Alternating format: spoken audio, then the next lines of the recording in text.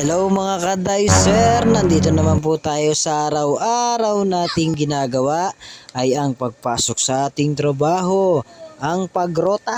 Kahit napakainit ng panahon ay rota lang tayo para tayo'y magkasahod at magkaroon tayo ng pera. Pero syempre, hindi lang naman basta rota, pasok lang. Kailangan ay isa puso din natin yung ating ginagawa na trabaho. Yan, para nakikita nyo yung ating masipag na isang babaeng merchandiser kung paano niya ipaipo ang kaniyang stocks. Isa na ring bahagi yan sa pagiging pagpapahalaga sa ating mga item. Kaya kailangan maging balance din tayo sa ating trabaho. Syempre, masipag dapat tayong pumasok at syempre, masipag din tayo magpaipo ng ating stock, mag-check ng expiry at baka naman expired na yung naka-display natin sa selling area.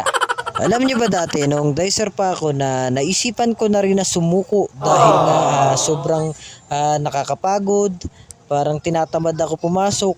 Pero nasagi sa isip ko na hindi pala kailangan ganun.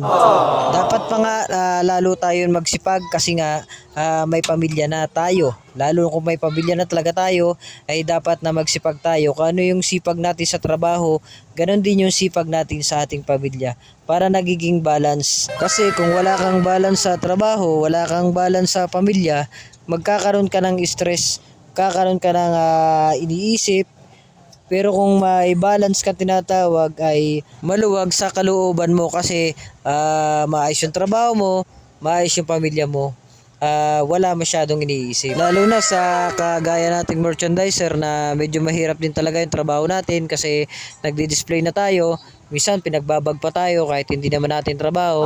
Kaya talagang medyo nakakapagod talaga yung pagiging isang merchandiser. Pero kahit ganon, ipagmalaki nating isa tayong merchandiser. Kaya hanggang dito na lang mga ka-dicer at pakibahagi na lang po ng aking video. Maraming salamat.